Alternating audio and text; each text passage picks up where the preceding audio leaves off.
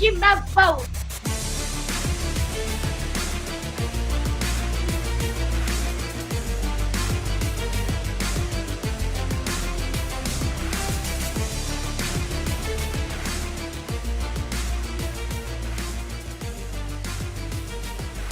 Court is in session with Ryan in Sacktown on If You Don't Like That.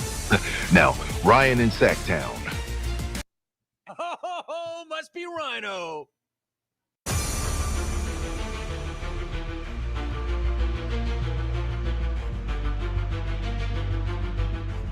And a tremendous Thursday to everybody out there. What's happening? King's Court. How you doing? 3:05 start. Doing a little, an ode to Ted Turner. We're a little behind this week, so today we The airing of air grievances. some grievances. I got a lot of problems with you people. Now you're gonna hear about it. If you don't know what that means, we kind of get some stuff off our chest. That's what we do on Thursdays. Before we begin, special shout out to those that listen on the audio version, Spotify, Apple, you know your place. Wherever you can find a podcast, we live there. The King's Court with Ryno. The numbers are off the charts. Thank you so much. I appreciate it. And we'll keep bringing you that premium content to those watching live. What's up? What's going on today? Man, if you're a Niners fan, how you feeling? Like, what's going on? You've got to think, like, are we cursed? You are cursed. Like, what's going on? This is like, what, the second, third season in a row that the Niners struggling with injuries, a ton of them. Ricky Pearsall, the guy has had the worst luck ever. We talked about what happened yesterday, being held out. We have some more news on that today. James Ham also coming out and talking about Zach LaVine. And it's funny. We kicked this around earlier in the spring. Some of you asked what the leverage might be for the Kings and Zach LaVine. Now, part of what James has said about the Kings considering buying Zach LaVine out makes sense from a practical standpoint on the court. It does not make sense from a financial standpoint. So we'll talk about that as well. I've got my grievances, anything that y'all want to get into. WNBA, do they just step in it more times than they do something right? Gambling, a hot topic. Now, I'm not going to crush the WNBA and the players for joking around and, oh, yeah, $400. Yeah. They're messing around. That's what they're doing. And if you don't think that stuff happens all the time, it does. And that's not like, going to a book and putting money on it. That's like a friendly thing. And yes, I get there is a gray area there in between. You can be like, it's gambling. No, Ryno, can't do it. But don't post it on your social media and have to walk it back. I think that Commissioner Kathy Engelbert is going to have to step down at some point. So we'll talk about it. Thanks, MC. Hammer the thumbs up button. If there's something you want to talk about, get up in here. You can bring up anything you want. You got a grievance? You want to take the show a different direction? We will go that way as well. What directions have we gone before? We've had bodybuilding. We've had, obviously, wrestling, which, by the way, if you watch ESPN right now, I'm sorry. You're being hammered over the head with WWE because of SummerSlam. What else we had? Well, UFC, obviously. Where's Alex at, man? What do you think Alex's hair looks like these days? He always used to come up here flexing from the gym. Anyways, I digress. Yes, they do, Ryno. Angel Reese openly gambling is what Pete Rose was shunned for. Yeah. There's it's funny though, because there is like this gambling subculture within any sport. These guys are on airplanes nonstop. And a lot of times they play cards and gambling. So, yeah, I get it. Don't post it. Like, how does that happen, man?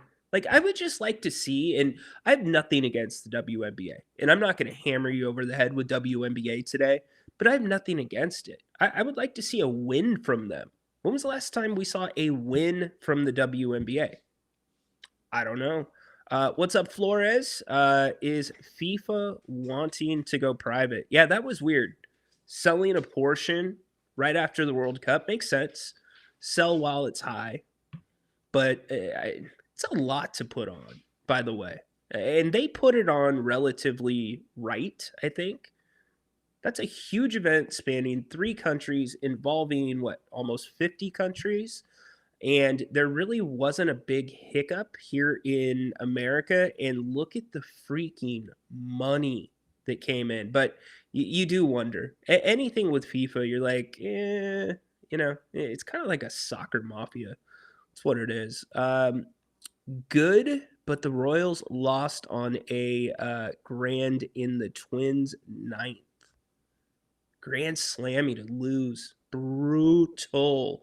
Yeah, you know what? It was probably on me. People saying Grant not showing up yesterday. It's probably a scheduling snafu on my part.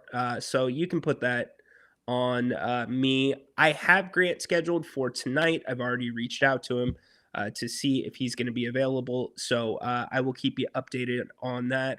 Kalshi, soon determine.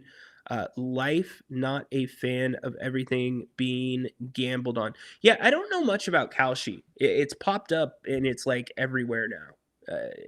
You have I know some other people that are in the podcasting business that are promoting AI tools to help predict results in gambling. It's insane. And what's it going to be like in 10 years, 20 years, 30 years? Crazy, crazy, crazy. I teased it at the top of the show. Ricky Pearsall report coming out today. Quote from KNBR: "This does not look good. I think it's reasonable, rational, logical for the 49ers to not expect Ricky Pearsall to make any contribution in 2026. What's going on? I can't hold what happened off the field against him. That could have happened to any one of us. But he has missed 8 games besides that in his career. 6 for the gunshot, 8 otherwise.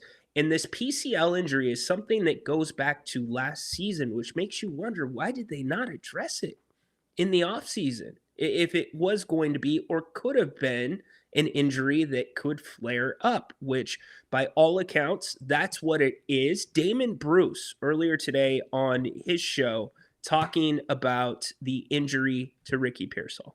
Look, stop me if you heard this one before. The 49ers are absorbing an abnormal number of early training camp injuries, and Ricky Pearsall is chief among them. I mean, it's too bad. Do we call these cluster injuries, right? These are called cluster injuries when they happen at one position, cluster injuries, right? I guess so. It feels like there's a cluster fucking of the 49ers going on at my the bad. edge of their Didn't know roster, that was in there. I mean, there's nobody safe. If you're in Santa Clara, you're gonna get hurt. It's just that simple. When we say all of this under the umbrella of everything that's happened with Kyle Shanahan and his car crash, and talks of who was responsible for what and who knew what when. Well, here's what we do know now. And this is the stuff that matters to the upcoming season. It's year 3 for Pearsall, a year where he absolutely has to shake off his oft-injured, too easily hurt reputation and really go out and produce. It's got to be a big year for Ricky Pearsall. And unfortunately, he didn't even make it a week in training camp before the 49ers are talking about a level of concern that they have for his knee right now. The Niners said yesterday they have some, quote, concern about Pearsall's latest knee flare-up, and they are, quote, exploring all options when it comes to the next step. That is from Nick Wagner, ESPN. That's the guy that had the info on the Kyle Shanahan details in the car accident as well. So good for Nick. He's got some good work this week in. And a couple of things. When we explore all options, I have 2 things to say about Pearsall right away. Number one. So goes on to talk about different wide receiver options and even kind of hinted at, could Brandon Ayuk still be a possibility for the Niners? That is a hard one to think about considering his social media activity.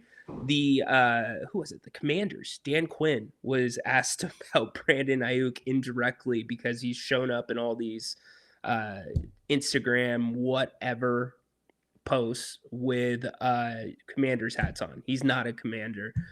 But anyways, could the Niners go back there? Do you even explore that? I don't think you can. I think that bridge is burned. But yeah, and look, it's where we're at. It's the Wild West, MC. Until there is some type of federal here's what needs to be really needs to happen. The NCAA needs to go away. It needs to be dissolved, and you need to let the conferences run everything. And you're going to have some type of federal oversight, as well as a collective bargaining agreement for the players and the universities. And until that happens, college kids will get paid, like you're saying, even more. And it affects pro sports more than you realize, especially the NBA. Because with the NBA, with the one and dones and guys that are getting NIL, if you are somebody that's not a one and done, you are not a guarantee to go in the lottery, maybe not even in the first round. It is affecting the value of second round picks in the NBA, because now guys, because the NCAA has no power to stop anything, because the courts will put an injunction in place, as we've seen even with gambling with Brendan Sorsby. The second round picks are now being looked at like, okay, well, if I can go back to school, because you can still pull out, if I can go back to school and make as much and or make more, improve my draft stock, get an insurance policy on my body, that's an option. You had players this year in the NBA draft that were leveraging in the second round, their agent saying, do not draft us unless we are going to get a guaranteed 2-3 year contract. If it's going to be a two-way contract, it ain't happening. My guy ain't signing. He's going back to college. And so that means like the NBA draft is now kind of down to, or could be down in 5 years until this thing is set up correctly with college and high school. The NBA draft may only matter in the first round. Like the first 40 picks, I would say, would only matter. So it's insane. The quarterback for Folsom, Grant talked about it many times. He signed a massive deal with Under Armour. Back, here we go. I'm going to go Uncle Rico on you. But back in our day, if you were being recruited, like, and I'm not talking about lightly recruited, if you were one of the guys, like, what was the guy's name? We didn't play, did we play against him? Maybe we played against him. Nelson from Sheldon High School. So back in the day, you can't give them cash. You can't buy them a house. You can't do all those things. But you know what did happen? I think it was Adidas that was the spot. No, it was Nike, excuse me, because he ended up going to Duke. Nike came in and completely geared out and just pimped out Sheldon's athletic department, sponsored their athletic department. But now it's just straight there with the players. Frequency, energy, vibration. Nicola warned us a century ago. Yeah. Is that a look? John Lynch poo-pooed it. Is there people that really put weight into that? I mean, MetLife Field, there's some problems there. There is a lot of players that put weight into that with the artificial turf, and there being snipers mixed in with the granulated tires that are taking out ACLs, taking out Achilles. But I wonder, I mean, is it worth throwing the money at the power plant? Dude, you know what the problem is? It's not the power plant.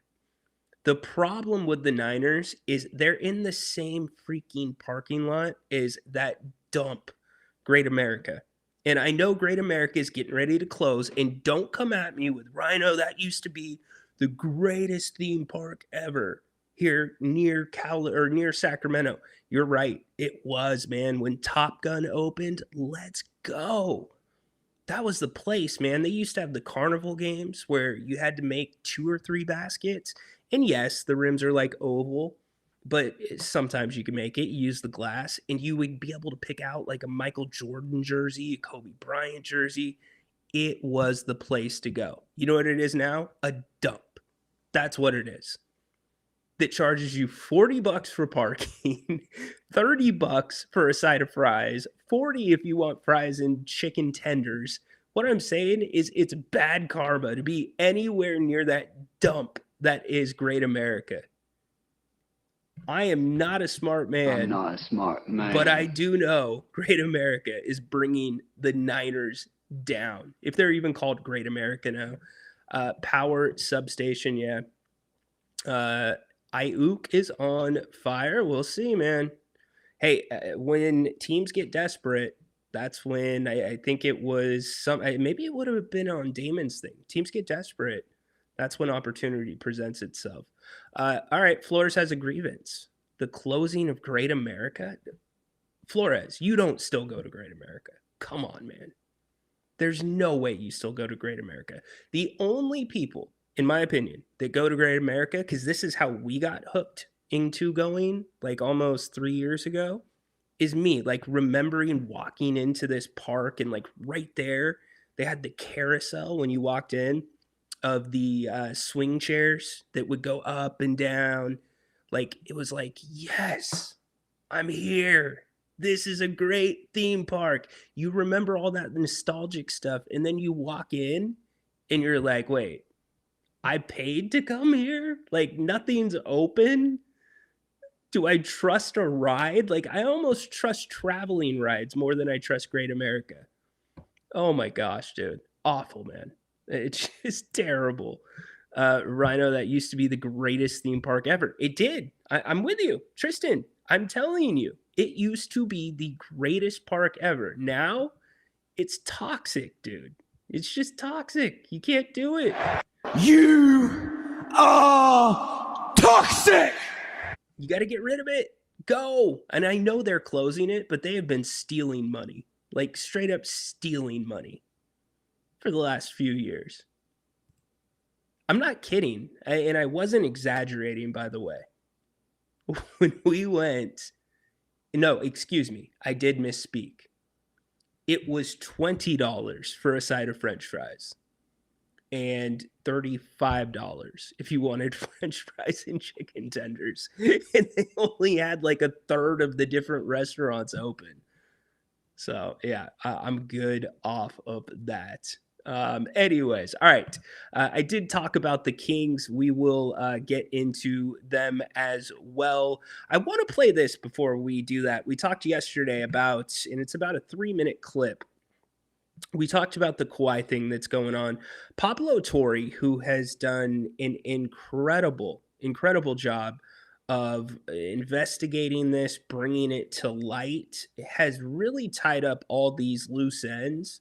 Like, it's incredible. I bet you when this report comes out that's being done by an independent law firm by the NBA, it's going to be very similar to what Pablo has already discovered. And yesterday we talked about this thing possibly dragging on until 2027 because the parties want to make sure that they agree on the punishment.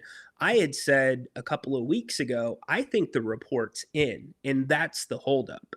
It's about making sure that when this comes out, there's going to be no appeals. There's not going to be any public back and forth between the teams, the players, the NBA, the owners. It's going to be one clean package, and nobody right now seems to be on the same page. If you have Steve Ballmer sitting there saying, this is taking too long, how are they going to agree on a punishment? And part of that is because of what is in the CBA. So when I mentioned Pablo yesterday, I want to play a clip because now we heard about this other possible tie that was not included with aspiration.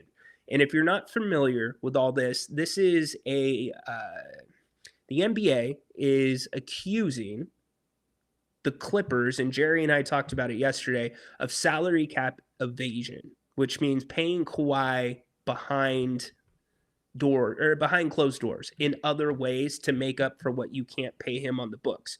Jerry Reynolds yesterday said that teams would commonly say, hey, we're going to give you a small contract this year, and then we'll give you the big one next year.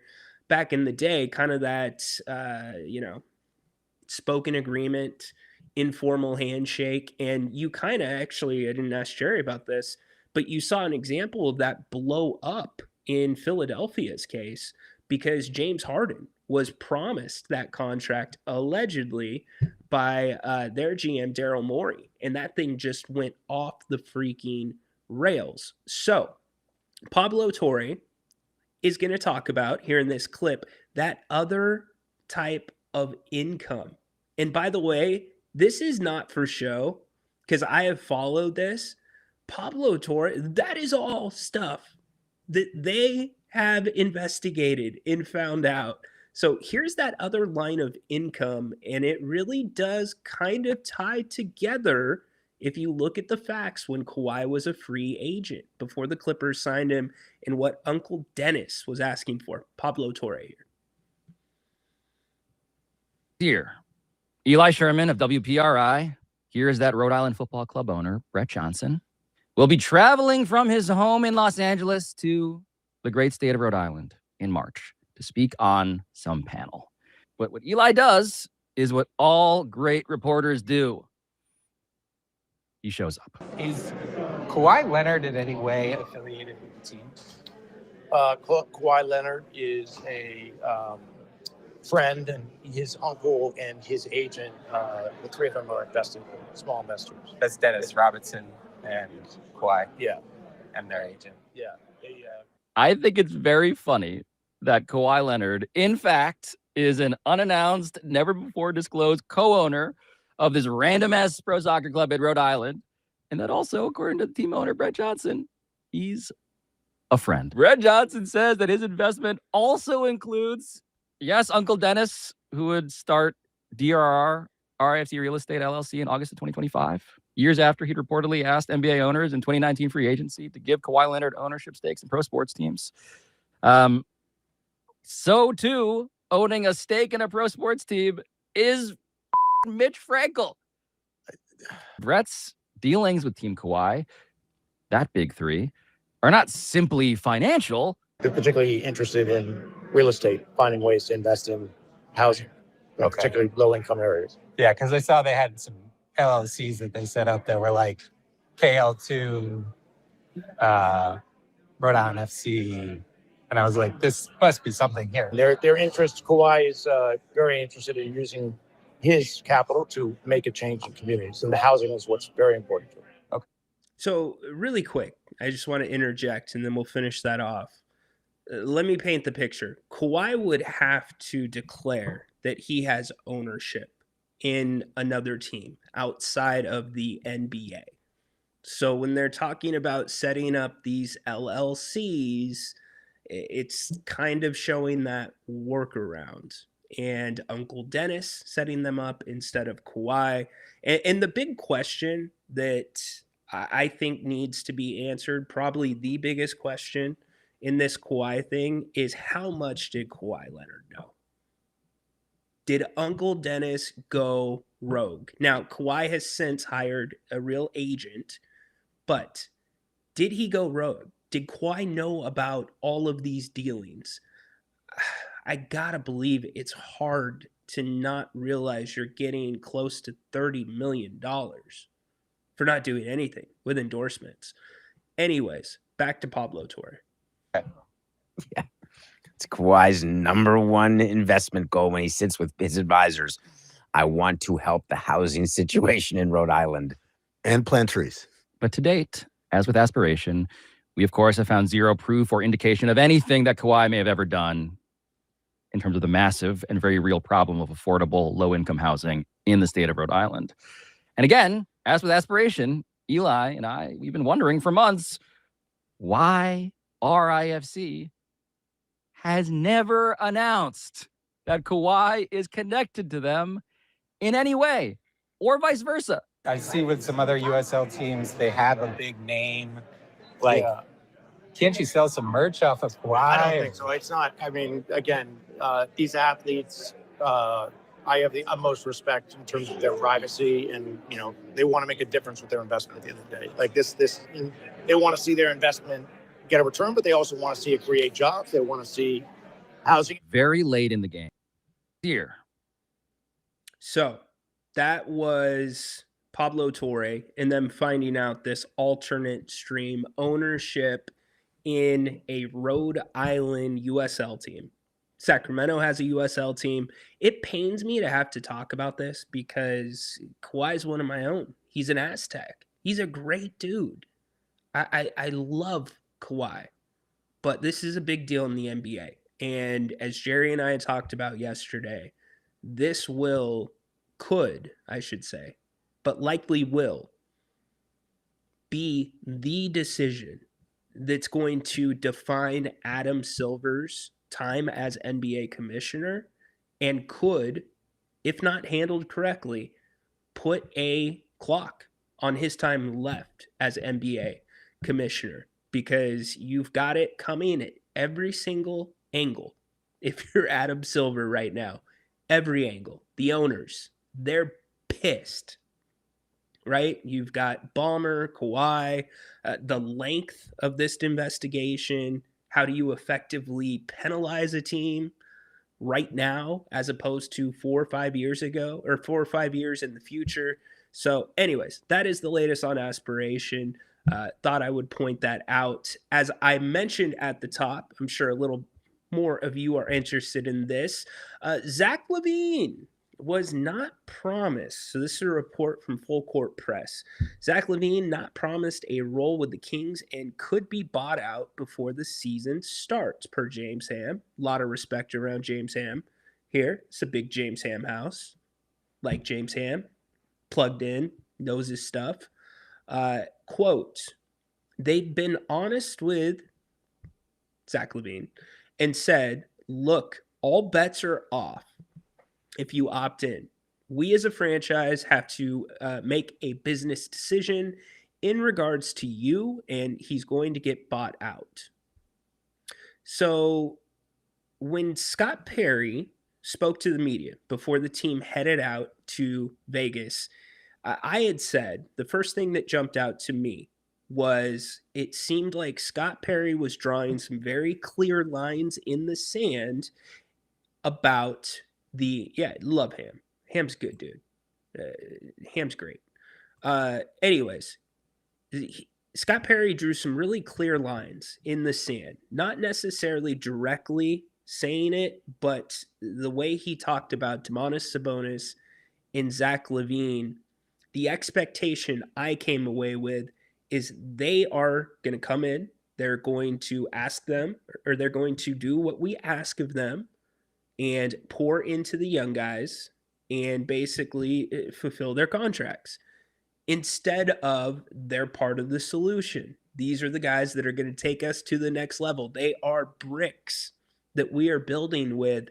Here was Scott Perry when he was asked about Zach LaVine. Zach and I have been in communication since the season is over.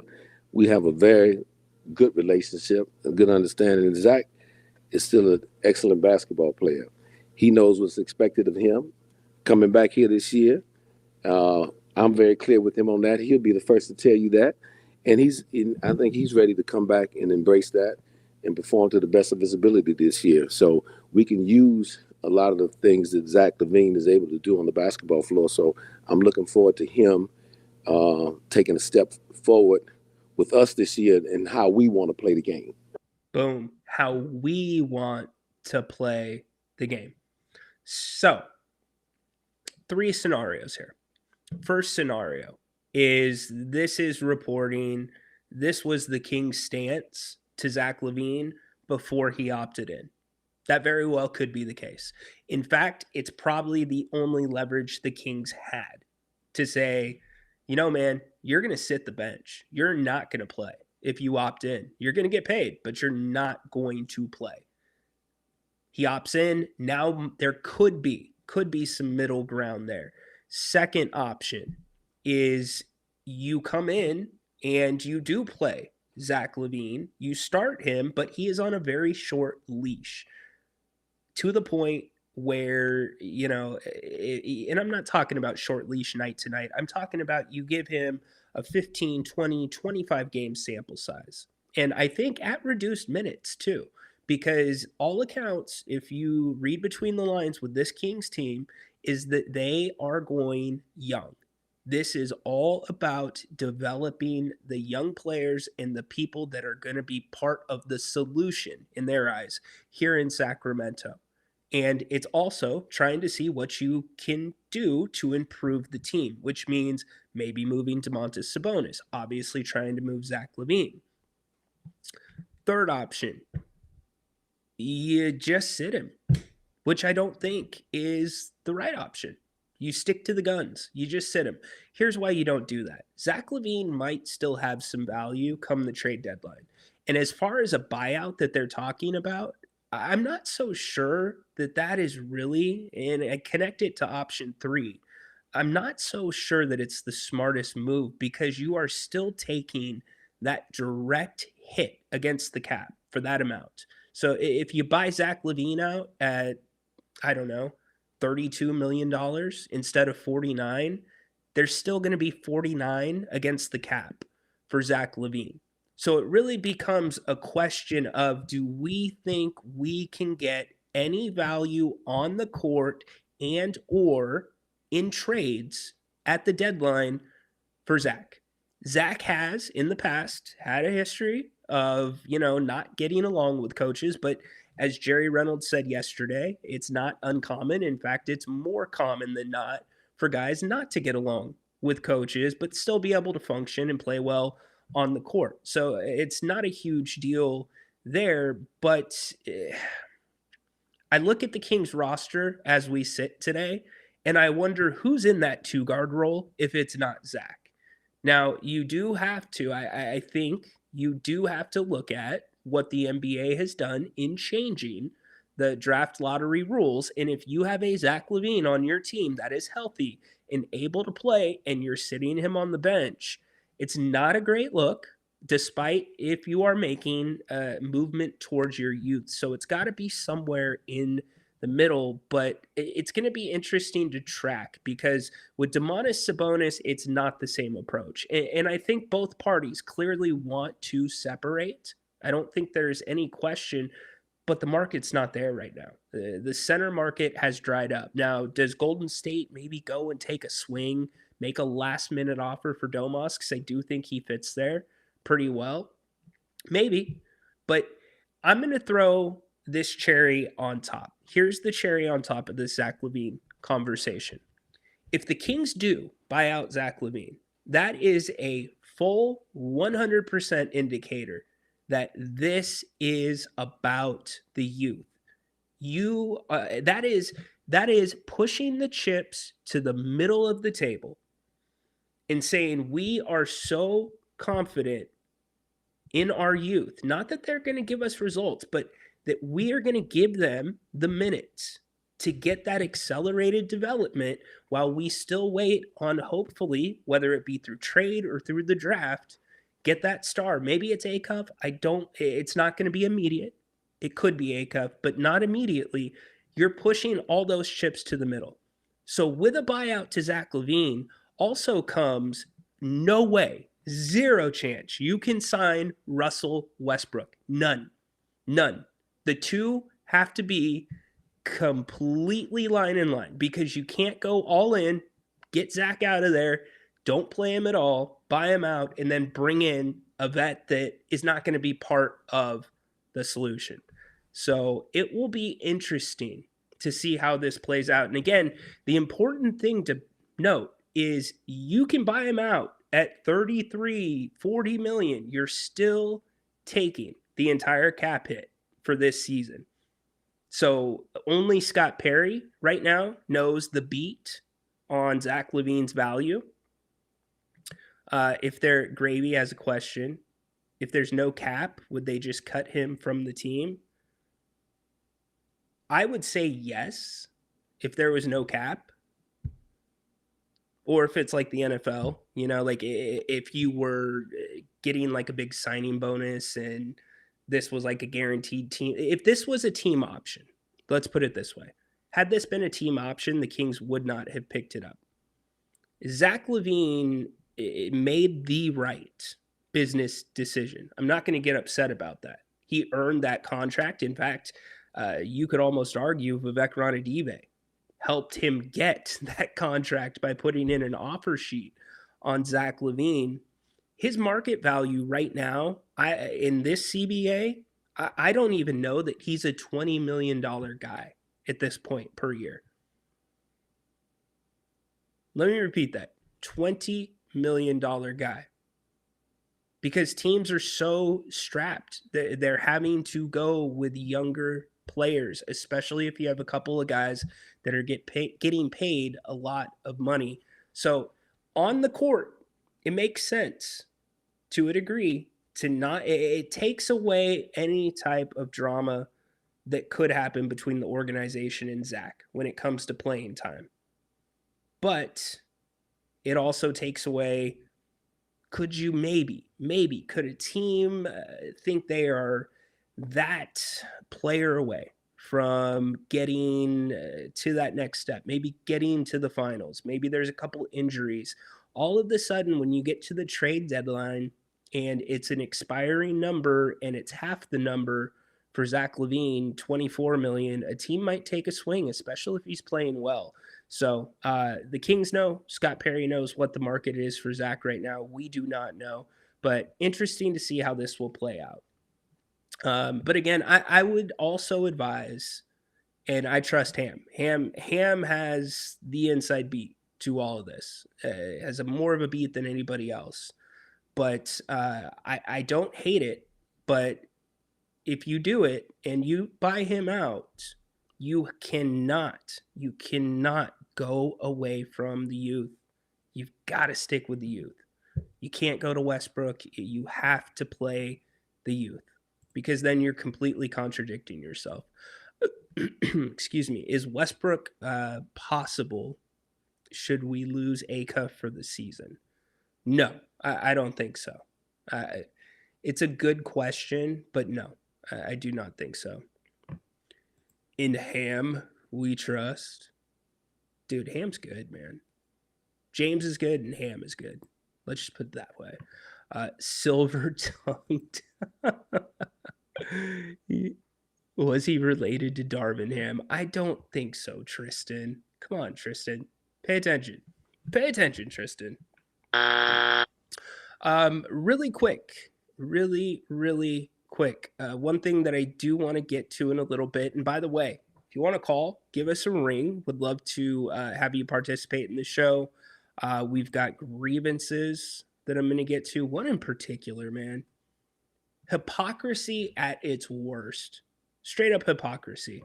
And then we're also going to get to free throws and threes. James Ham was talking. Look, do I need to get James Ham on here? I might need to do that. James was talking about the Kings possibly being able to generate more three-point attempts with DeMar DeRozan off the team. My concern, yes, while I do have some for threes, is in a different area. It's the free throw line now that you do not have DeMar DeRozan on the roster. So we'll look at the numbers there and get to it. If you're just joining us, thanks for being here. Kings Court Thursday edition of the show. Grievances today. If you have one, put it in. Do me a favor, by the way. I know sometimes we have a lot of Jim Rome clones. Hey, Ryno, what up, dude? Ryno, what up, dude? Go check out Stuck Nut Radio tonight. They're going to be doing their show. If you listen to Jim Rome, you know what Stuck Nut is.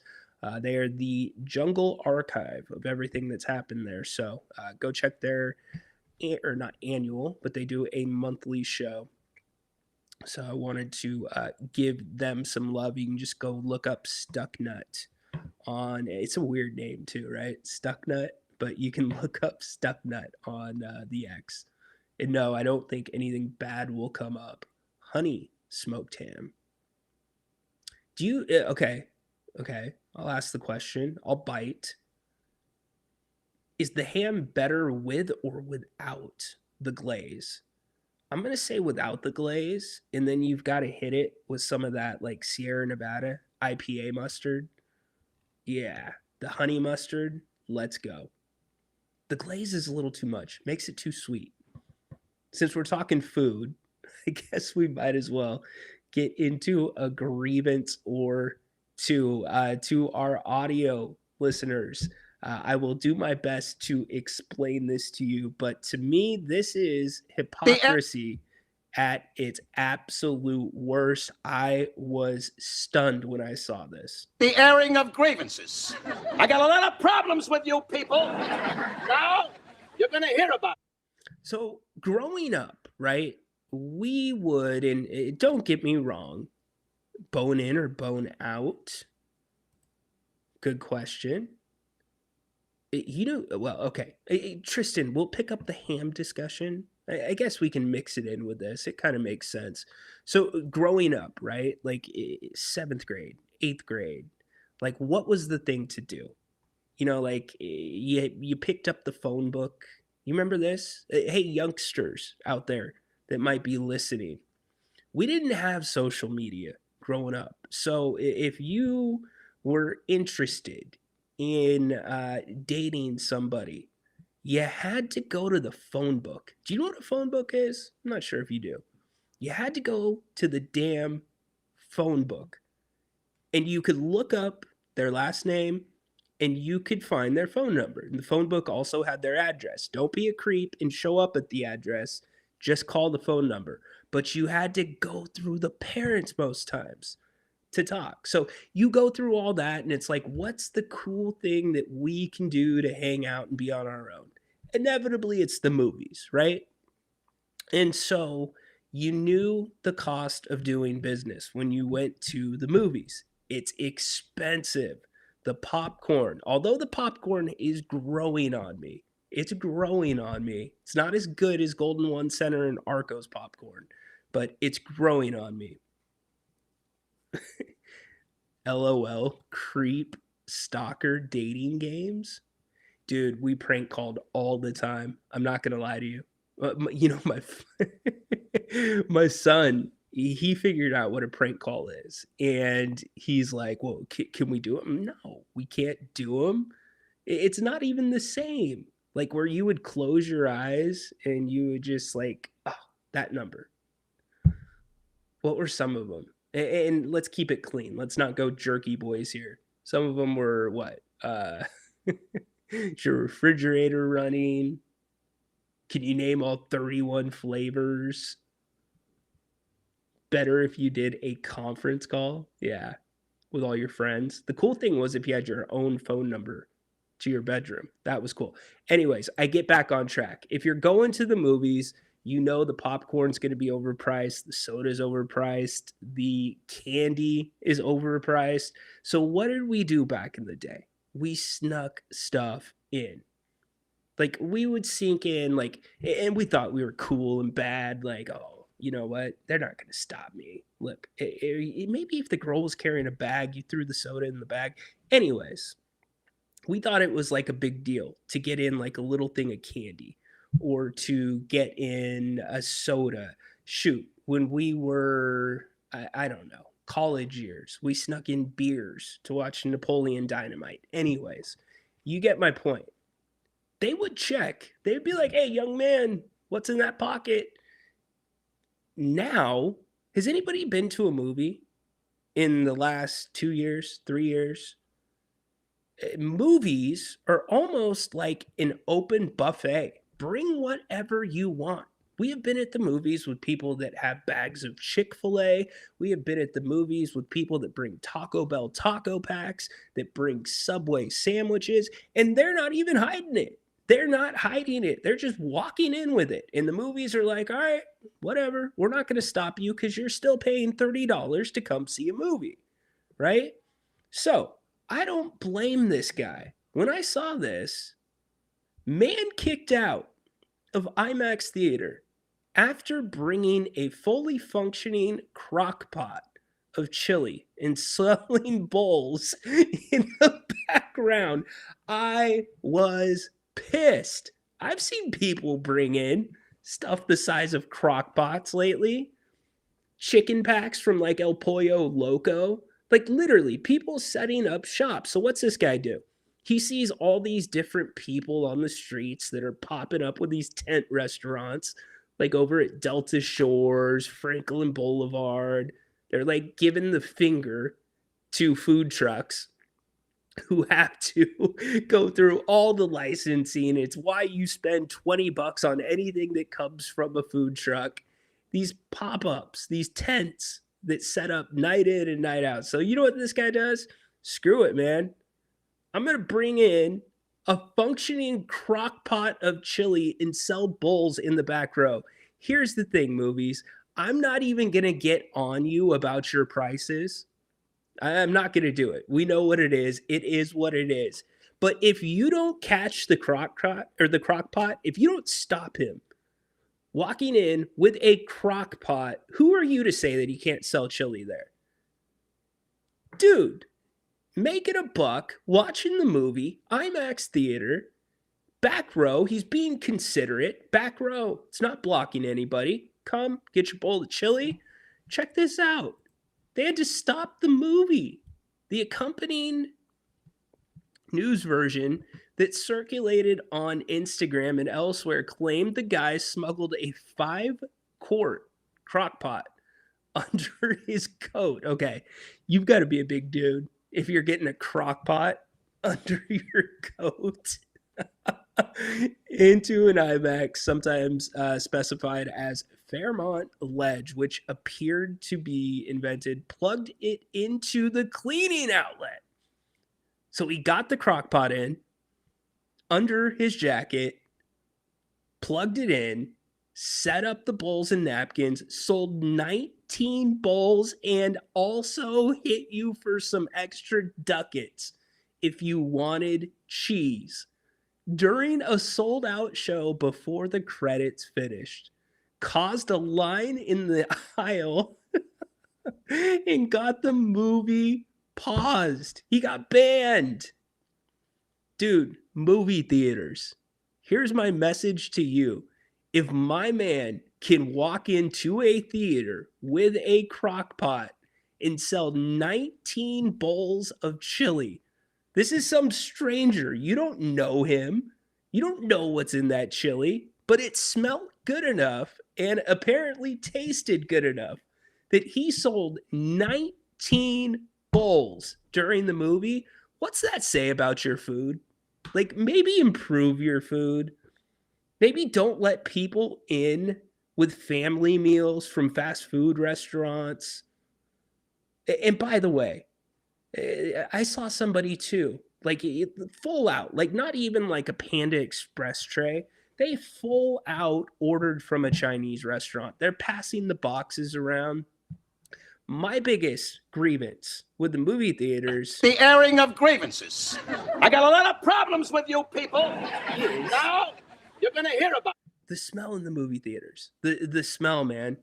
Now it just smells. It's worse than like a mall food court. It's like a 12-year-old's burp. Like, it's terrible, man. Like,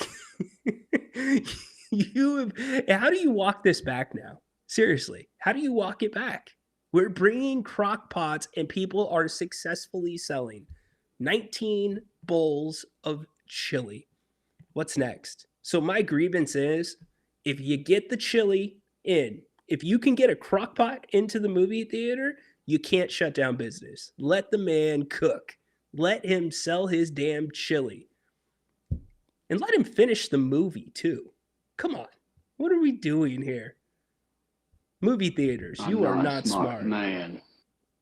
Dude, it's a great thing. Then you get your main dish, right? You get your chili. Then maybe you decide to splurge on the candy. But honestly, in all seriousness, it's ridiculous what you can just straight up bring into movie theaters these days. And I think it's fair. If you're going to charge like $20 a ticket, all right, fair enough. So that is my grievance. What a stud, man. What a stud. The guy shot his shot. He had confidence in his chili. That is, dude, start your business from there, my man. Any way we can help, holler at us. We will give you we'll make you a free sponsor here on the channel. Patrick says Gildan mustard for the ham. All right. Fair enough. Okay, Daniel, they used to order pizza? Oh, dude, that's mean. Daniel, dude. Okay, so that's kind of crossing the line. Ordering pizza as a prank. I don't know about that, Daniel. I'm torn on that, man. You know why? On both accounts, the people that are being delivered the pizza, now it's probably like, damn it, I want pizza, but I didn't want to spend money. And then what about the place? What if they don't sell the pizza? You know what? That's one of those things where hopefully it goes to the delivery driver. Like if the people don't get the pizza, the delivery driver should get it as a tip. Can't date anymore. Tinder made it so women menu order up tall, attractive guys. If you're under 5'11", it's over now? It's not over now, AP. Yo, AP, go get a pair of those. What were they? There's a pair of shoes out there, AP, that will make you like, I don't know, 6 inches taller. If that's the case, man, that will at least get you into the door of a date, and then you've got to go from there. Got to figure out how to make it up. Make it worth it. Back in the day, I do that now. Yeah. You know what's funny? I do have to give a lot of credit to, what is it? Is it Nationwide that does the commercials about people or kids or young adults turning into their parents when they're homeowners or whatever? Those are freaking good commercials. How about double dipping at the movies, 2 for 1? Yeah, I think I did it one time. Snow caps were contraband. What exactly is a snow cap? I've never had one. Never had one. Tristan laughing his tail off.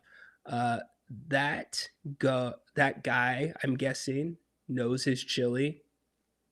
Dude, you used to be able to record a tone of quarter being put into, to be able to record the tone of a quarter being put into a payphone, then play the tone back into the receiver for a free phone call.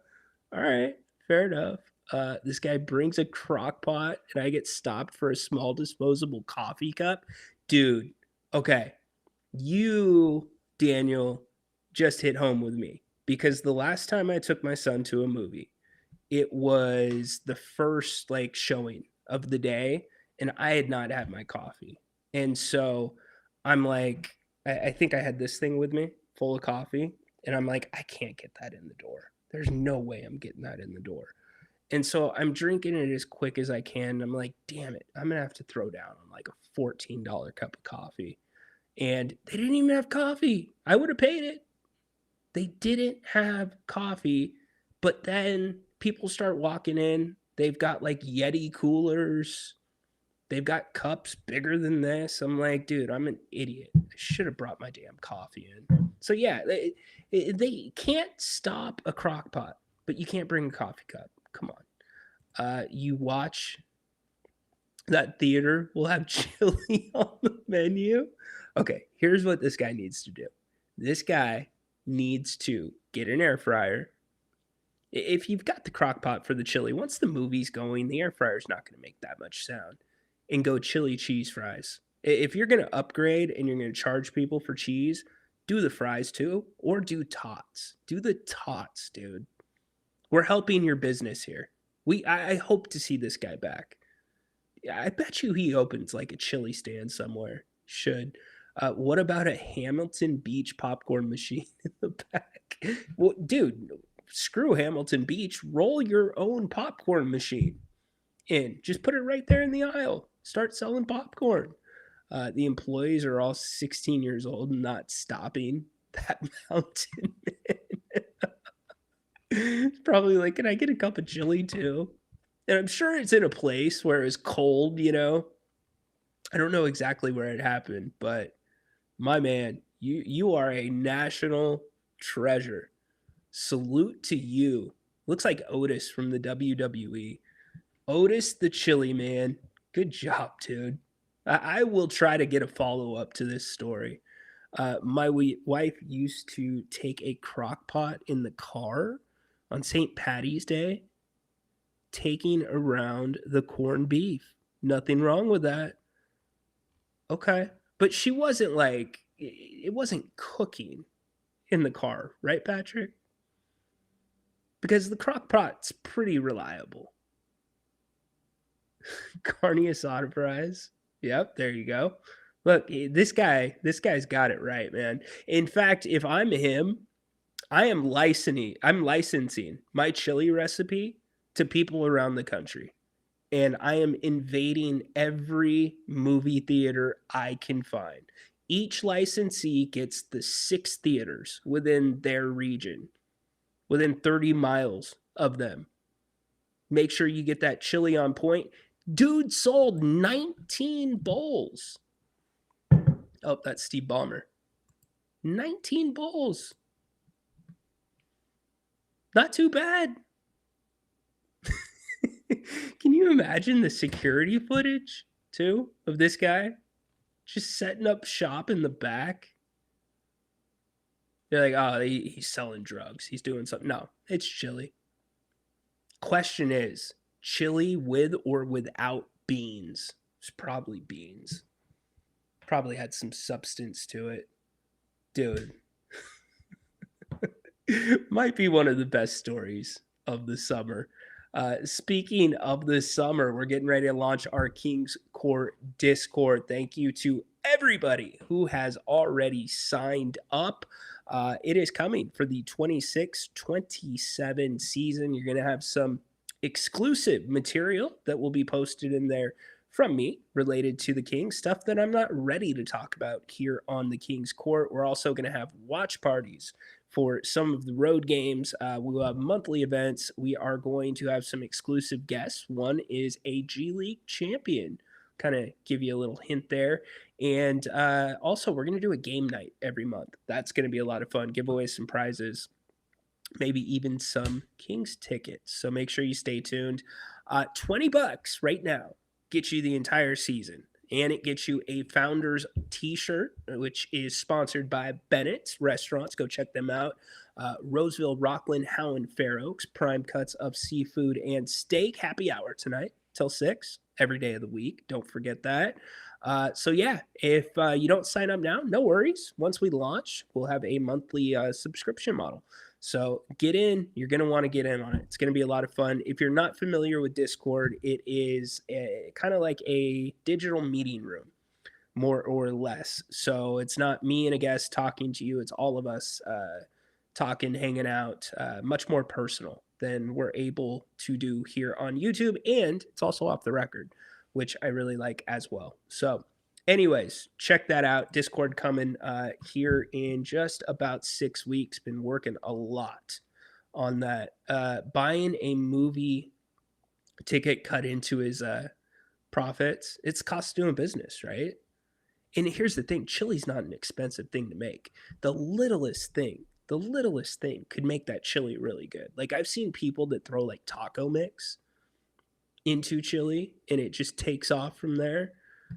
Chorizo, come on, man. That's a small margin. Okay, what, $5 a pop? Because you have to undercut the movie theater because you don't know how long that chicken sandwich, the hot dog, has been sitting there. Famous Seinfeld episode with Kramer where he eats the whole old hot dog. The pizzas that are like $67. Come on, man. All this food talk has me getting hungry. He's a smart man. He is a smart man. I had to bring him up. Shame on the movie theater. If you can get it in, you can do what. Let me be fair. Food. If you can get it in, food or drink wise, you should be able to do what you want with it. Stop them at the door. If you can't stop a crock pot, we have bigger problems. Let's just put it that way. He was a big dude, though. I will give him that. We did. Okay, last food thing. In college, freshman year, our dorms, so it was kind of like a hotel style, more or less. In fact, I think my dorm was a hotel at one time. And so you weren't allowed to have appliances. You could have a microwave. So we're sitting there and we are real man of genius. Damn right, Patrick. Do we have that? Why did I not play that? Good job, Patrick. He absolutely is a real man of genius. Of genius. Real man of genius. We salute him. So you'd only have a microwave. So we were like hitting the Easy Mac, Top Ramen, that kind of stuff. We were trying to figure out different things to do with the ramen. I think we called it like spaghetto, but you don't put like the seasoning pack inside, but then you melt cheese and throw some spaghetti sauce on it. So we were at that point where like, okay, we want real food outside of the dining hall hours. And sometimes you'd get like tired of what they had. So God bless her soul. My Aunt Eileen came down to visit with my Aunt Kim, and she got me a George Foreman grill. I'm like, this is awesome. Okay, George Foreman grill. But I'm thinking, how am I going to pull this off? Like, I've been wanting a good steak. I'm on a college budget. You only got one, I think it was like a quarterly meal where the dorm would like make the really good stuff, steak, seafood, etc. And so, anyways, I made one, but I had to do it in the bathroom. And I'm like, okay, is anybody going to smell it? Is anybody going to smell it? Nobody smelt it because you shared a bathroom between two different units. And I started a steak business for about 2 weeks, and then I got caught. So, see, entrepreneur, man. Spirits like the chili guy, my Foreman steaks. Let's go. Let's go. Reverse grievance. Do better, theaters. Stop the guy from getting in. Anyways, we've talked some Zach LaVine already today. Thanks for being here at King's Court with Ryno. If you did not catch yesterday's King's Court with Jerry, I would definitely recommend it. Talked a lot about a lot of different subjects, to be honest with you. We even went into the Bobby Hurley accident, started talking about how the Kings handled that because Jerry was in the organization when it happened. And we were kind of talking about that based off the Shanahan situation. Obviously, Hurley's more serious, but it was a great conversation. Jerry one-on-one. Jerry went one-on-one. What was the guy's name? I will give you a free Discord membership if you can remember, and it can't be 5 minutes. You have 5 minutes from now to get a free Discord membership for this season if you can tell me the name of the player that Jerry played one-on-one against. It was a great story. So Jerry was with Larry Bird and Rick Carlisle, of all people. Rick Carlisle, yes, NBA coach. And yes, that Larry Bird. And one of the players from Jerry's high school who had just graduated said he was the best player there in his years, which were 10 years earlier than Jerry's. And Jerry's like, well, shoot, I was the best player during my time. And so they decided to play one-on-one, and Larry Bird was going to be the referee. And Jerry's like, nah, I don't trust you. I want Rick Carlisle to be the referee. So stories like that. Jerry Reynolds Wednesday never disappoints. So go check that out. Audio on any podcast platform or here on YouTube if you've not already. So anyways, Zach LaVine. We've talked about him for a bit, explained what does and doesn't make sense. No, it wasn't Blanche. It was like Zeeds, because all I remember is like thinking Mr. Deeds. It's like Zebs or Zeeds. Time's ticking. You know what? Why I put the 5 minute on there is I know somebody's going to go to yesterday's episode to try to find it. So if you can find it in 5 minutes, fair enough. So we talked about Zach and James Ham's report that the Kings could possibly buy out his contract. If they did buy out his contract, the Kings still take basically that 50 million hit against the cap. It is saying that we are fully committed to the youth and we want to take away the option of, Zach being a part of the rotation. That's really what it is. And there's an alternate argument that could be made there. If he's not on the roster with the new draft lottery rules and the Kings really do play the young guys, I still think the Kings win over, what was it, 22 and a half games. I would hammer the over on that. I forget which book said it. Now, I don't think it's going to be 35 or 40, but it's going to be more than 22 and a half. I would hammer that personally. But anyways, if you do play the young guys and the Kings end up in the relegation zone and they have played their best players all season long, that's where you have to petition the NBA on the new rule to get out of the relegation zone based on Adam Silver's powers to change draft picks that have been expanded and change draft lottery probabilities. So you can go back, check that out.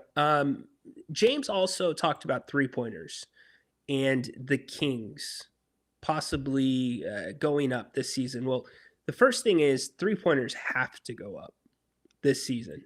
And Jerry said that you don't need to shoot more, but you need the percentage to be higher. Yes, I would agree with that.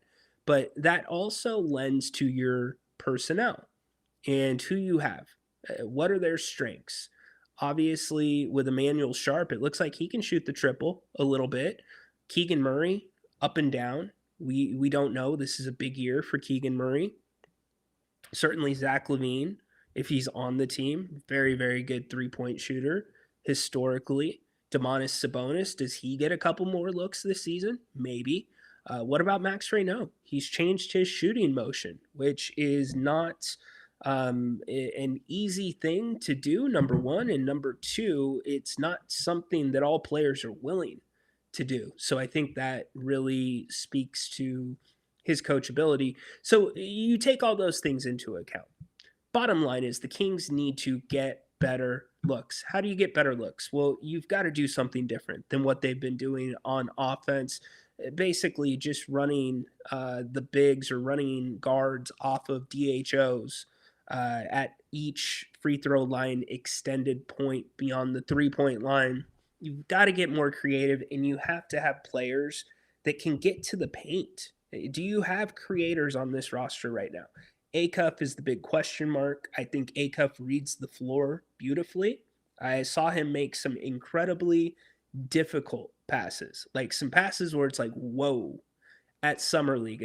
I should say not Summer League, but at the California Classic. So he has that part of it. I like that the game that he shot 29 shots, he still made the right basketball play to give it to Neat Clifford to win the game, which they did.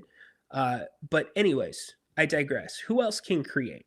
So I think the 3-pointers do have to go up. Does DeMar DeRozan being on the court dramatically change it? I don't know if that's really going to open it up. Now, you are going to miss DeMar's passing to a degree. I think that's super underrated. But look at the 3-point percentages. They have just plummeted since 22-23. They just keep going down. So I'm looking right there. You go from 36.9 to 36.6, 35.7 to 34% this last season. A little bit more bothersome, a lot more bothersome. The attempts, look at that. 3-point attempts in 22-23 was 3,060. Then you go from 30, you go to 32, 19, to 2,887 to 2,476. That is not a lot of attempts. Look at the scoring difference as well. Only making 843 of those 2,476. The previous 3 seasons before that, dating back to 22-23, the Kings had made 1,000 plus each season. 2 of those seasons, they made 1,100 plus. So you've got to be better there. Let's look at the free throws. The free throws, to me, are going to be the biggest deal with DeMar DeRozan gone.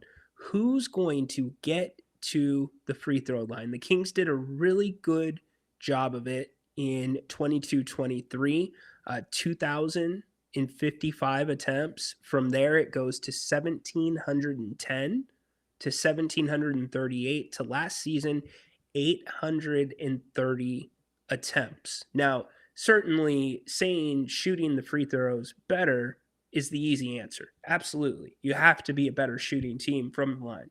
You have to, period, end of story. Make your damn free throws.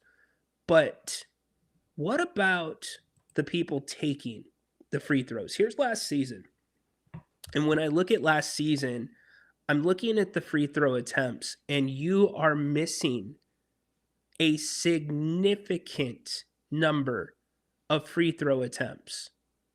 I would almost say, so last season, the Kings attempted 1,870 free throws, which, by the way, was down massively year over year, both in percentage and attempts. Same thing with the three-point shot. But, okay, you took 1,800. Well, 431 of them came from DeMar DeRozan. He's gone. What about Russell Westbrook? 183 to Russ. So right there, we're already over 600 free throws. Then you go down. I'm not going to include Zach LaVine. Dennis Schroeder, 133. Now we're at about 750, roughly. That's a lot of free throws that are going to be gone off the court this season. And when I look at the roles in which those players played in, those are all players that for the most part were creators. Everybody thinks that rookies don't get a great whistle. I'm not going to poo-poo that. I'm not going to disagree with you. I think in some cases it's true. In other cases, it's not. I think consistency is the most important thing when it comes to a rookie style of play. For them to get a consistent whistle, you can't take 12 jumpers and then decide my J ain't working, so I'm going to get inside and expect a call on your first drive to the rim. It's just not going to happen. It's got to be a consistent part of your game. But I guess what I'm saying is, where are the free throws going to be made up? I think you circled Domantas Sabonis. You got to hope he can get to the line. Dylan Cardwell, not a great free throw shooter. He's going to be out there. He didn't shoot that many last year, only 51 attempts. Keegan Murray, low free throw attempts because he was injured most of the season. But if I look at some of the guys that did play most of the season, what did Precious do when he got to the line? He got to the line 139 times. I like that. You need to have probably 200 free throw attempts from Precious Achiuwa. And remind you, this is a number, this 1,800, what was it? It was 1,860. Let's get back over there. It was 1,870. That's low. 1,870 is low. And the 2 years before that were lower. So you need to be in the 1900s. Realistically, that's where you want to be. If the Kings can get to 1,870, I'll take it. But just tell me where and how they're going to get to 1,870. You've got to say that Acuff's going to get a ton of free throws. You have to assume that. What about Neat Clifford? Is he going to get more? I think the name that you really circle is going to be Maxime Ryno. I think his free throws are going to have to go up from a big spot. So I guess the picture I'm trying to paint is you have lost. What's 700? And I'm doing the rough math. 750, 18, half of 18 is 9. You've lost 35 to 40% of your free throw attempts between 3 players. Kings are going to have to make up for that. I think that is almost as important as the 3-pointers.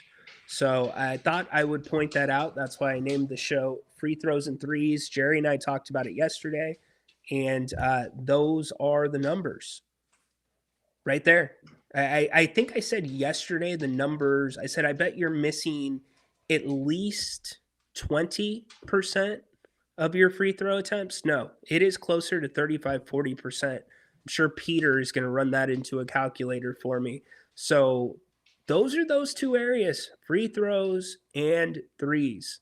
If I'm Doug Christie, and yeah, you can't bank on the whistles. You can't make the referee blow the whistle, but you can play a style of basketball that is conducive to making and putting pressure on the referees to blow the whistle. So give me your thoughts on that. It's a lot of free throws that the Kings are going to be missing. Did Tristan get it? Beezer. That's right. Beezer Carnes. Dang it, Tristan. All right. Whoever you want to give it out to, let me know. I will give Tristan the benefit of the doubt. Chua, 55%, unacceptable. Draws a good amount of fouls too. I would agree. That's got to improve. No doubt. No doubt about it. I actually think Max is going to go up. 78.6. Not bad. I would expect him to be in the 80s. I would also say Neek Clifford. That's unacceptable. 72.2%. That is one area of his game that quietly could help the Kings, even if he is not shooting the 3-ball well. And I actually, if I had to say, Tristan, you can give it out to whoever you want. It's up to you. You call it. If I had to say, of the Kings rookies, who got the worst whistle, it was definitely Neek. I thought Neek should have got a better whistle at times last year. And to play through that as a rookie, I thought he did relatively well. But if you're not shooting the 3-ball well, which Neek did not last season, then you absolutely need to be better than 72.2%. We've seen Neek's game. It's good around the rim for the most part. It's decent from the mid-range, actually pretty good from the mid-range. And the 3, I don't think with Neek's shot, he's either short or he's long. And usually that's the sign of a good shooter, but his shot uses so much of his legs, more than a lot of players, that it makes it tricky to judge. Daquan Plowden, another guy that shoots the free throws well. How much is he going to play this season? To be seen. So yeah, that's kind of Malik. What was he at? Malik's 87.9. That's great.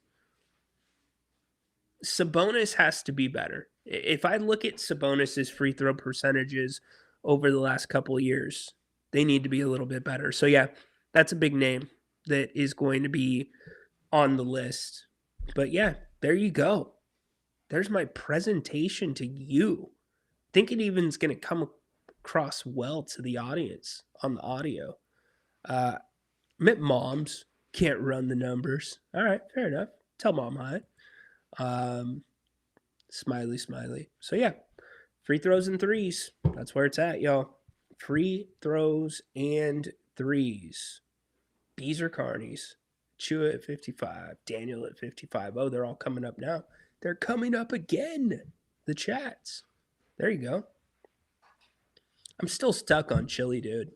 I'm so proud of that, man. I am so proud of that guy. You know what, man? Maybe I need to get him together with Brian Bennett. Maybe they need to collaborate.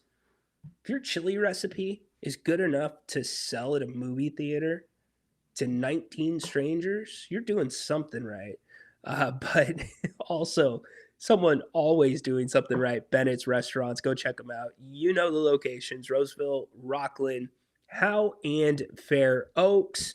Brunch on the weekends, one of our favorite things to do. Also, lunch, great spot for lunch. Love the steak Cobb salad. They've got some specialty sandwiches that they run at lunchtime as well. Happy hour every single day of the week. And then dinner time. Let's go. Redfish, New York prime steak. By the way, that's a meal for two. You get the prime, it's a meal for two. Perfect for two. Go check them out. Bennett'sRestaurants.com. Little something for everybody. Also, if you like wine, 60 different wines by the glass. That's right, by the glass. You don't got to get the bottle. You can get the glass, 60 different ones. So check them out. Tell them you heard about them here on the channel. Big thanks to Brian and the team for sponsoring the King's Court Discord, which so many of you have already signed up for. Damn, I'm excited for that. So thank you, Brian. Can't wait to get that going. Go to Bennett'sRestaurants.com. Get a reservation. Tell them hi. Bennett's American Cooking. Anybody been to Bennett's lately? I need to get back out to Bennett's. I have not been there for a little bit. I feel bad. Mostly for myself. That's what I feel bad for. All right. James Beezer was a high school teammate of Larry Bird at Spring Valley High School in French Lick. Incredible that there's so much history there in French Lick. Ryno, any chance the Kings sign Bruce Brown? Good fit for the roster, but seems like he'd go to a contender. Yeah, it's not a bad name. I wouldn't be against it. I think he would have better options. The Kings only have a veteran mid, or they only have a minimum contract right now that they can offer.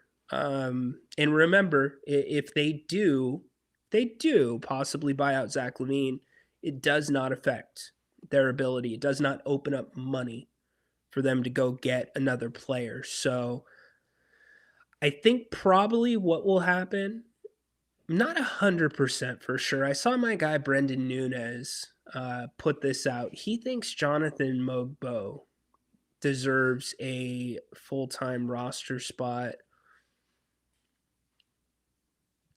Borderline. I don't completely disagree with Brendan, but borderline. And then what? You would open up two more.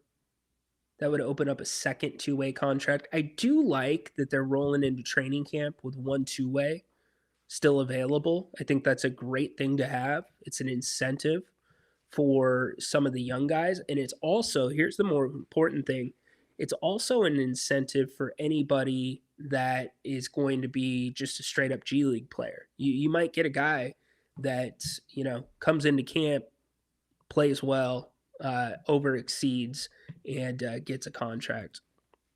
Paul Acuff has to use his speed and change of pace to get free throws. I would say he has to use his body too.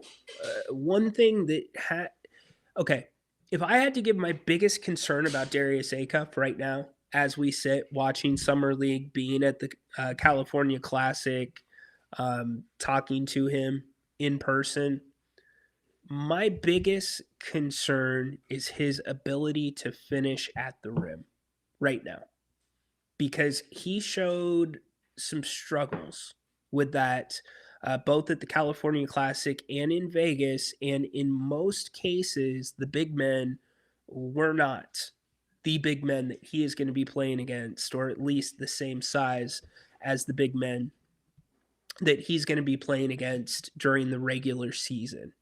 When you're his size, you have to get creative.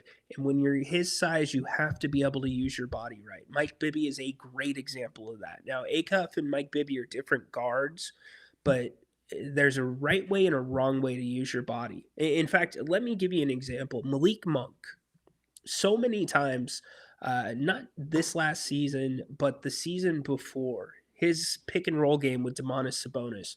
Boom, boom, boom, right? Like it was different every time. Sometimes it was straight at the rim. Once in a while, he would throw in the wrinkle, something that I call the snake dribble, where you come off the screen and as the guy that is guarding you is trying to get back onto you, you put the brakes on and you change your direction so they have to run into you. Malik went to that too many times. He almost made the play every single time. But it's a play like that once in a while that Darius Acuff's going to have to mix in with his body. So that's kind of the comparison because Mike Bibby did it beautifully during his time. But change of speed, very important. The spin, I really want to see more of him around the hoop and how much English he's going to be able to put on it. Athleticism is not a problem, but you have to be able to sustain a little bit of that contact, which I think he'll be able to do, but can he still get that second part finish against a bigger guy? So I'll have all eyes on training camp. I want to see what he looks like going against Dylan Cardwell. That is the matchup that I am circling when the Kings scrimmage, because it'll be Cardwell likely will be in a different color jersey than Acuff. I want to see what happens when he gets switched on to Cardwell or he's going to the hoop and Cardwell's there. I think Plowden is more NBA ready than Caravan. I agree with you 100%, Andre. Spot on. I just don't know where Plowden's minutes are going to come. I'm not sure. I think there's a spot for it. I mean, Zach LaVine, if he's on the team, I think your starting lineup, there's two guys that I have big questions about. Not in their abilities, but in the minutes and where they're going to fall into things. It's Plowden, and then it is also DeAndre Hunter. If you're just joining us now, when we talked about Zach LaVine earlier in the show, we played a clip of his response about Zach LaVine, Scott Perry's response before they left for Vegas. Here it is one more time. Zach and I have been in communication since the season is over. We have a very... Why'd you stop, Scott? Scott. Good relationship, a good understanding. And Zach is still an excellent basketball player. He knows what's...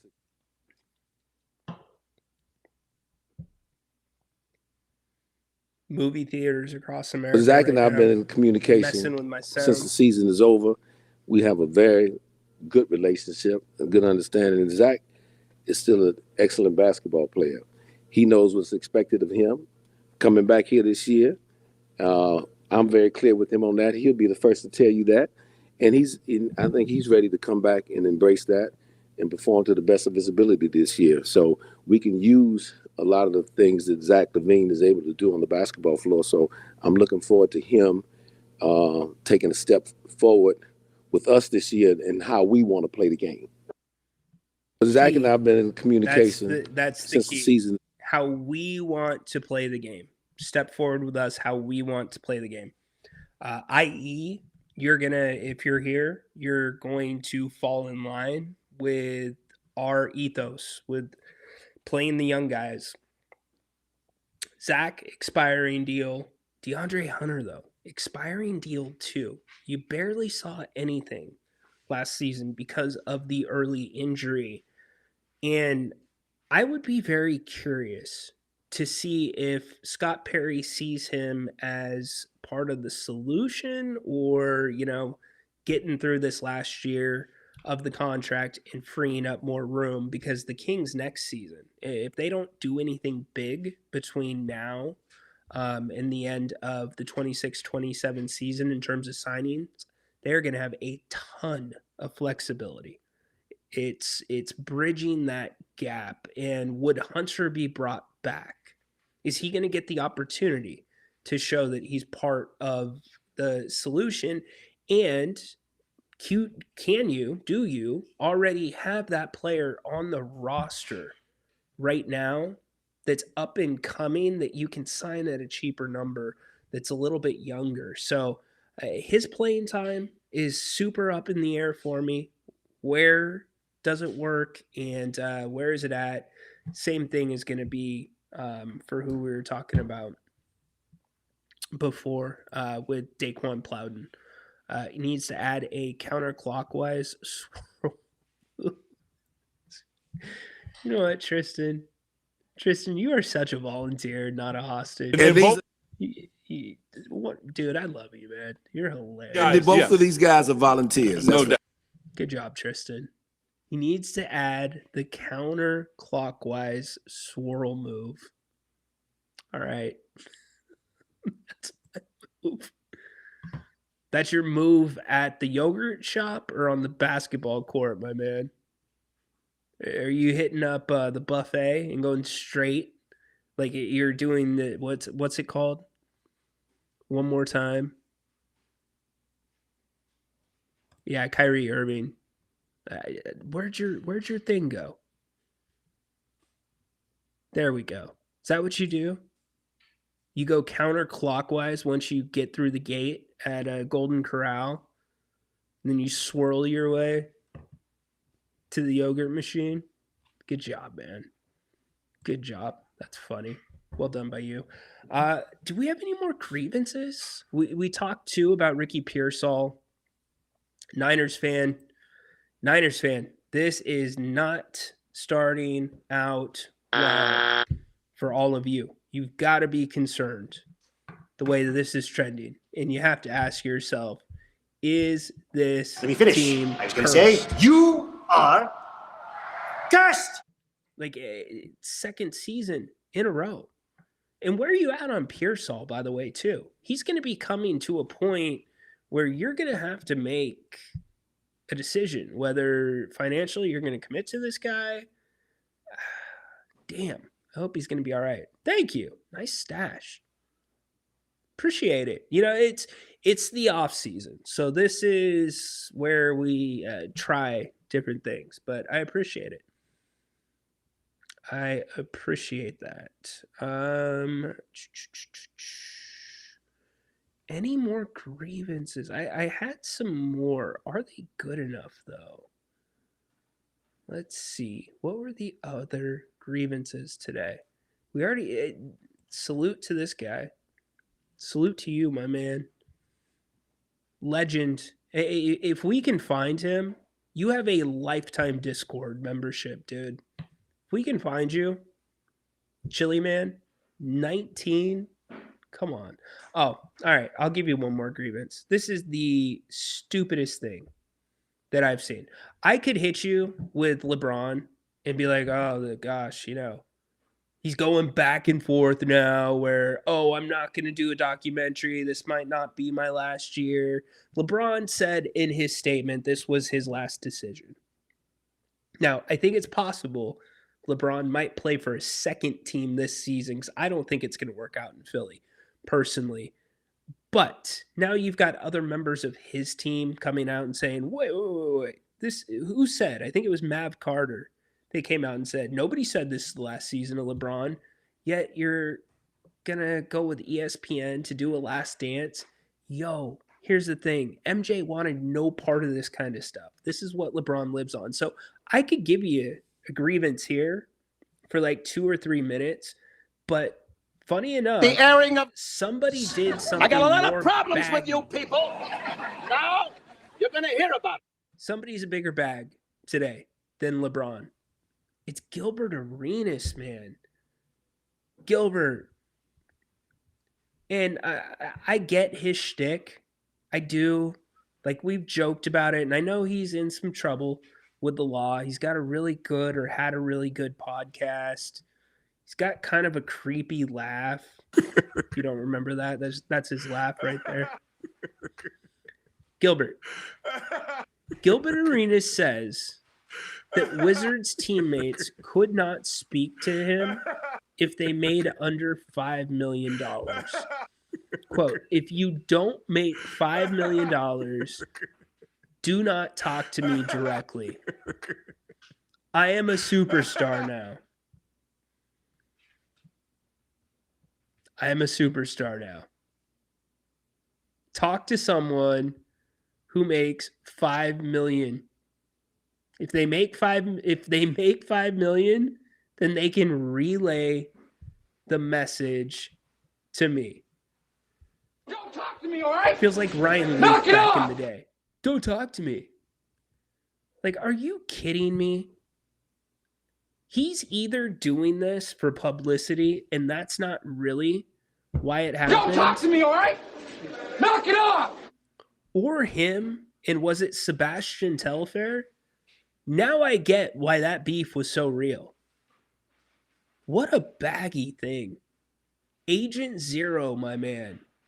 While you were in Washington, okay, so teammates could not talk to you. What if the coach is making under $5 million, Gil? Like, it's just another misstep by some of these guys that are saying and doing whatever to go viral. The Shanahan story sounds sketchy. Yes, I would agree. Like, how's that work? How's that work? Like, we're at a timeout, right? Coach. I need you to talk to him to talk to me, okay? Because I can't talk to him because he doesn't make $5 million. Like, what if somebody that's making under $5 million is in Gil's seat? You're not going to talk to him? You're going to tap? Coach, timeout, coach. Coach, call a timeout. Nobody on the bench right now makes $5 million, and I need that guy to move. I need to talk to that guy so he can come tell him to move. So baggy. Delta Bravo. And I like Gil. I think he's a good dude. Thought he did good things. Well, I shouldn't say I think he's a good dude. I think he's an entertaining dude. Did some good things with the Warriors. But if this is true, and I'm going to follow up. I don't think this is true. Like, when you throw something that baggy out there, now you have my attention. You have hooked me. Now I want to find out if he actually did that. Dude, the worst teammate ever, if that's the case. Like, rookie duties, I get. Hazing, not necessarily cool. Doesn't really happen in the NBA. Does not happen in the NBA, I should say. But, come on, man.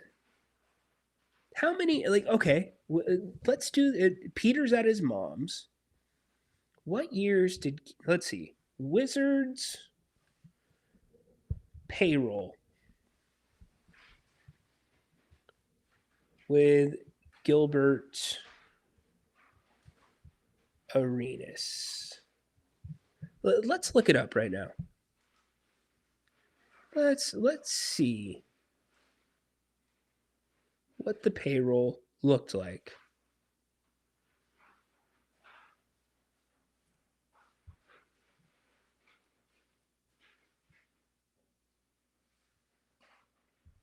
Okay.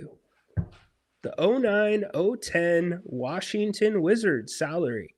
Gilbert Arenas making 16 million, 16.1 mil. Here are the players that cannot talk to Gilbert Arenas.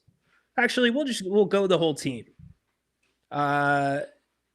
Ilgauskas, can he talk to Gilbert Arenas? Yes or no? Survey says yes, he can. Josh Howard, can you talk to Gilbert Arenas? How about Randy Foye? Randy Foye. What if you need to talk to Gilbert? Can you imagine Gilbert signing this contract and literally saying to his teammates, once he's signed, you can't talk to me? So Randy Foye, you can't talk to me. How about Andre Blanche? Surely Fabrico Alberto could talk to Gil. Damn. Oh, okay. Come on. Al Horford can talk to Gil. What? JaVale McGee? Nick Young? Oh, it was Crittenton. That's the player. Can't talk to him. Quentin Ross. Earl Boykins. James Singleton. Paul Davis. Dude, just get your own locker room. There's 1, 2, 3, 4, 5 players. 5 players. Mike James, Mike Miller, Josh Howard, and Ilgauskas that could talk to Gilbert Arenas, according to Gilbert Arenas. Come on. Wizard players talk to him, and he pulls a gun on them. You can't talk to me, all right, bro? Right? He goes Ryan Leaf. Don't talk to me, all right? Knock it off! Knock it off. You make 3.2. Don't talk to me, all right? Knock it off! Unbelievable. So Crittenton was the player that he had the issue with. And you know what's so funny?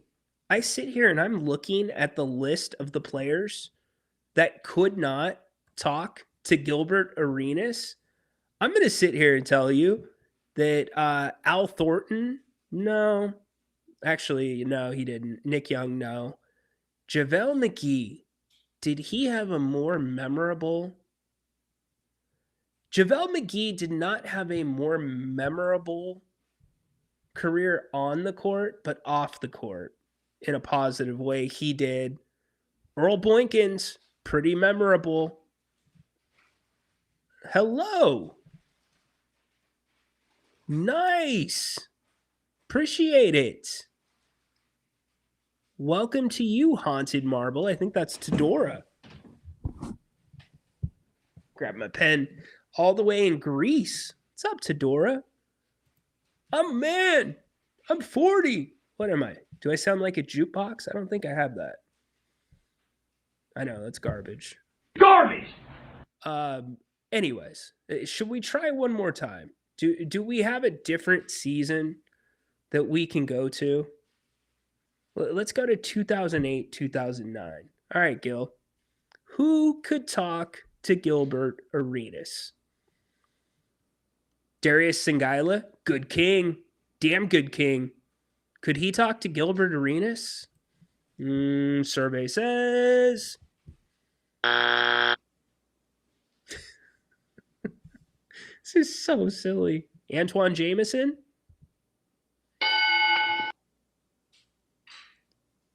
Eton Thomas? Surely Brendan Hayward could talk to Gilbert Arenas. What about Juan Dixon? No Juan Dixon.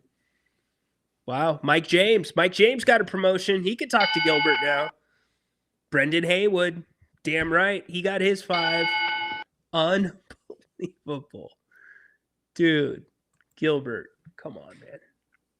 I hope he's just trying to get attention. If that's true, I'm going to ask Jerry Reynolds about that Wednesday. Don't let me forget to ask Jerry Reynolds about that on Wednesday. Crazy. Insane. And that is my airing of grievances with Gilbert freaking Arenas. Hey, don't talk to me. Don't talk to me, all right? Knock it off! You don't make $5 million. Gosh, Gil. Come on, man. You got to do better than that, Gil. Got to do better than that. Anyways, we honor our... Oh, nice. Una and Tedora. Haunted Marble. Tedora, you named your channel after that guy, Haunted Horse? Interesting. He's coming up in just a couple of minutes if you want to join him over on Hollywood Rejects. I will let you know about Grant tonight. He might still be traveling. He might got caught up in a delay. So we'll holler at you with that. Huge day tomorrow. We wrap up the week. around here. And again, everybody that's been listening via podcast, thank you so much. The numbers are off the freaking charts. So incredible stuff. We talked about Zach LaVine's possible buyout, as reported by James Ham, that the Kings might be open to it.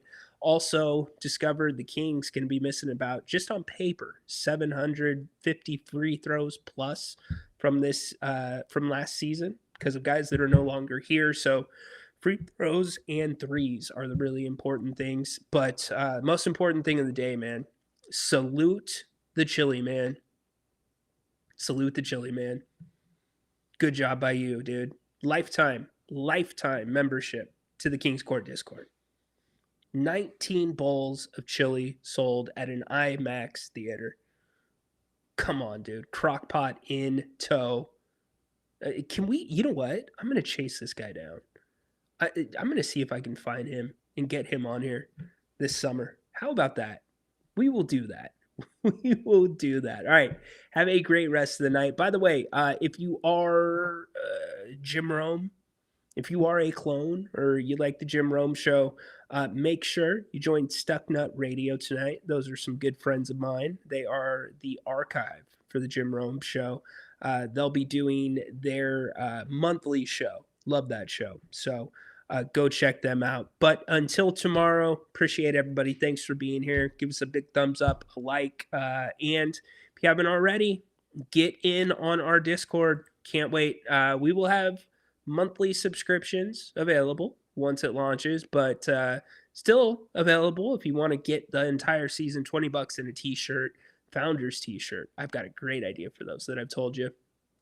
Sponsored by Bennett's.